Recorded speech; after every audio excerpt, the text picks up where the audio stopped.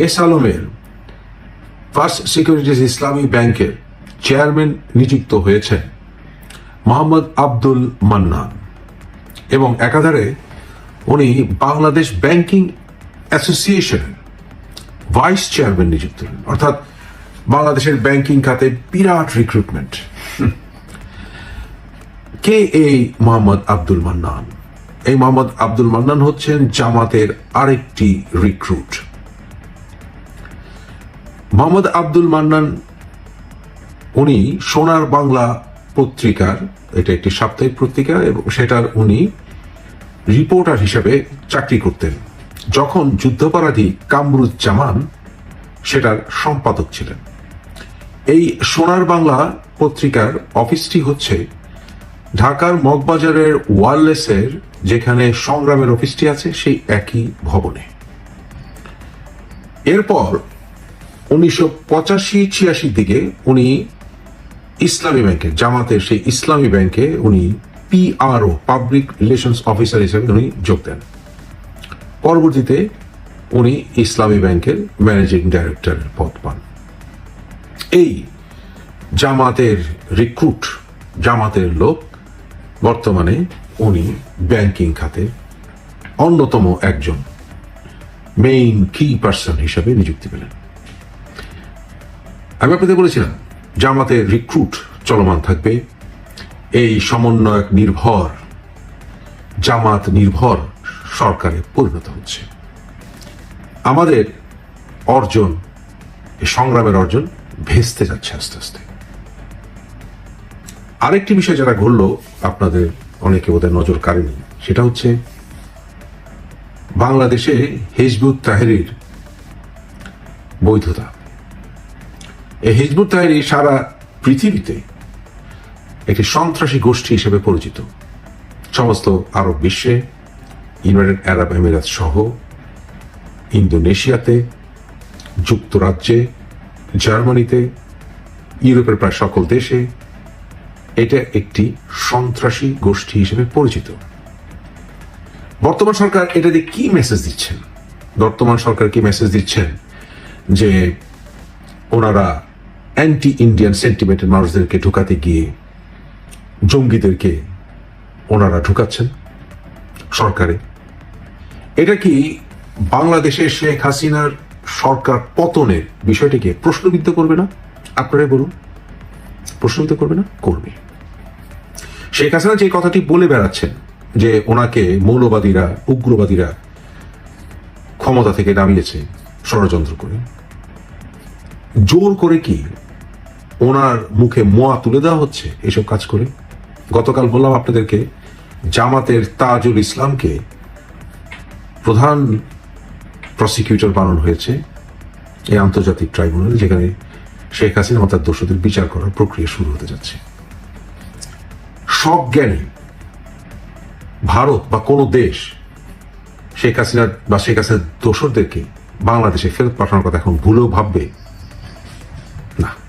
গেছে এটা আপনাদের, এই প্রক্রিয়া গেছে, প্রশ্নবিদ্ধ হয়ে গেছে বিভিন্ন নিউজ মিডিয়ার কাছে, আন্তর্জাতিক এমনকি জাতিসংঘের কাছে পর্যন্ত এটা প্রশ্নবিদ্ধ হবে। আন্তর্জাতিক যে সকল সংস্থাগুলো আছে তাদের সবার কাছে এটা প্রশ্নবিদ্ধ হয়ে যাবে। এই সরকার তো দেখা যায় উগ্রবাদীদের সরকার। ভারত তো উঠে পড়ে লেগেই আছে এটাকে উগ্রবাদী সরকার বলার জন্য। দেশের এই ক্রান্তি লগ্নে ডক্টর মোহাম্মদ ইউনূসের সরকার একের পর এক বিফল হয়ে যাচ্ছে। ওনার সরকার উনি ভরিয়ে ফেলেছেন চিটাগাং আর এনজিও দিয়ে, নেপোটিজম চরমে। অনেকে বলছেন যে ওনার সফর সঙ্গী মাত্র 7 জন জাতিসংঘের, কিন্তু কথা হচ্ছে এই 7 জনের ভিতরে একজন তো ওনার মেয়ে। এটা কি নেপোটিজম না? আন্তর্জাতিক মহলে আমাদের বাংলাদেশের সরকারের কনভিন্সিং এর ক্ষেত্রে জোরালো ভূমিকা পালন কি ডক্টর মোহাম্মদ করতে পারছেন? শুধু যেন টিট ফর ট্যাট, শুধু ভারতের বিরুদ্ধে টিট ফর ট্যাট, এইভাবে তো সরকার চলে না। দেশে উত্তেজনা বাড়ানোর তো কোনো দরকার নেই, উত্তেজনা কমানো দরকার। কিছুক্ষণ আগে হযরত শাহপরানের মাজার আক্রমণ করতে গিয়ে মৌলবাদীরা মার খেল শেষ পর্যন্ত শাহপরানের মাজারের পাগল ফকিরদের কাছে। সেখানে নাকি গান বাজনা হবে না, শত শত বছর ধরে চলে আসছে বাংলার পরম্পরা, বাজারে গান বাজনা হবে, সেটা ঠিক হবে না। কিছুদিন পরে তো বলবে ঘর বাড়িতে গান বাজনা চলবে না। এটা কি শেখ হাসিনার পরে ডক্টর মোহাম্মদ ইউনূসের সফলতার প্রমাণ? ডক্টর মোহাম্মদ ইউনূসকে ব্যক্তিগত ভালোবাসি বা পছন্দ করি, উনি শেখ হাসিনা দ্বারা নিপীড়িত হয়েছেন অর্থ এই নয় যে উনি সরকারিভাবে বিফল হলে, ফেল করলে ওনাকে সমর্থন করেই যাব। এখন পর্যন্ত প্র্যাগমেটিক কোনো আলোচনা শুরু হয়নি রাজনৈতিক খাতে পরিশোধনের ক্ষেত্রে হয়নি। ওনার চ্যাংরা সমন্বয়কারীরা বলল যে যতক্ষণ পর্যন্ত বিচার প্রক্রিয়া চলবে শেখ হাসিনার ততক্ষণ নাকি আওয়ামী লীগ রাজনীতি করতে পারবে না। উৎসাহিত করা হবে না।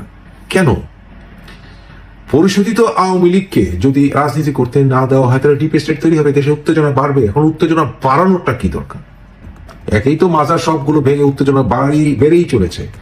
এবং এখন ওনার সমন্বয়কারীরা, ওনার বলবো কারণ উনি বারবার বলেছেন ওরাই নাকি ওনাকে, এই ছাত্ররাই নাকি ওনাকে ক্ষমতায় বসিয়েছে, তো ওনারই বলতে হবে।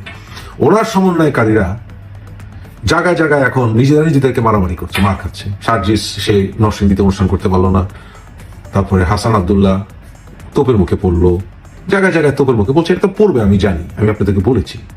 ফেলার দেশে আরো উত্তেজনা বেড়ে চলেছে। দেশের বামপন্থীদেরকে উনি আলোচনায় ডাকলেন না, উত্তেজনা বেরিয়ে চলেছে।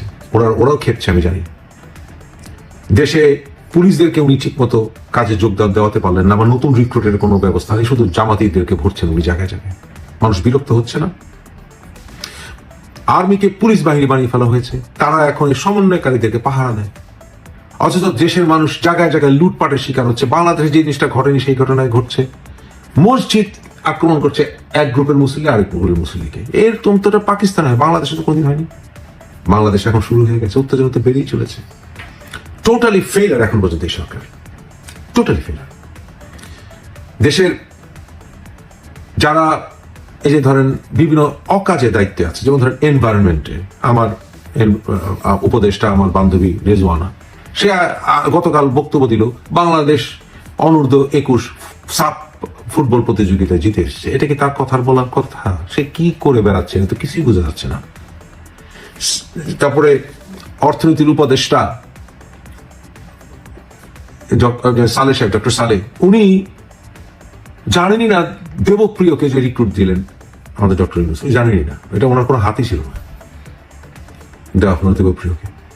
তারপর ডক্টর ওয়াকারুজ্জামানকে দেওয়া উচিত ছিল আসলে অর্থনীতির দায়িত্বে, দেওয়া হয়নি। 21 টিভি যিনি বন্ধ করেছিলেন, অ্যাটর্নি জেনারেল ছিলেন, উনি এখন দায়িত্ব, আরিফ সাহেব, উনি এখন দায়িত্বে আছেন, গুরুত্বপূর্ণ দায়িত্বে রয়ে গেছেন। এইগুলি কি ধরনের রিক্রুটমেন্ট? রিক্রুটমেন্টের টোটালি ফেলার। বাংলাদেশে উনি একের পর এক সন্ত্রাসীদেরকে ছেড়ে দিচ্ছেন হঠাৎ করে। এতদিন কেন বেরোনি? ও ক্রস ফায়ারে বলে ভয় বেরোনি, এই জন্য কি সব এই যে শিবিরের নাসিরকে ছেড়ে দেওয়া হলো, সবগুলো একসঙ্গে ছেড়ে দেওয়া হচ্ছে। সমস্ত কট্টর যারা কিনা ধর্মকে ব্যবসা করে খায় এদেরকে একের পর এক ছেড়ে দেওয়া হচ্ছে, স্বাধীনতা বিরোধীদেরকে ছেড়ে দেওয়া হচ্ছে। এগুলো কি চলছে দেশে? দেশের মানুষ শান্তি পাচ্ছে না তো। ওনার এই উপদেষ্টা মণ্ডলীতে রাজনীতি অভিজ্ঞতা সম্পন্ন কেউ নাই। দেশকে তো চরম অরাজকতার ভিতরে ঠেলে দেওয়া হচ্ছে এমনি ভাবে যে ইলেকশনের ব্যাপারে কোনো কনস্ট্রাকটিভ আলোচনা হচ্ছে না, সংবিধান নিয়ে কোনো কনস্ট্রাকটিভ আলোচনা হচ্ছে না সরকারের পক্ষ থেকে। এইভাবে চলতে গেলে তো কাউন্টার রিভলিউশনের রাস্তা খুলে দেওয়া হচ্ছে। আওয়ামী লীগ করলে মানুষ মার খাবে নাকি?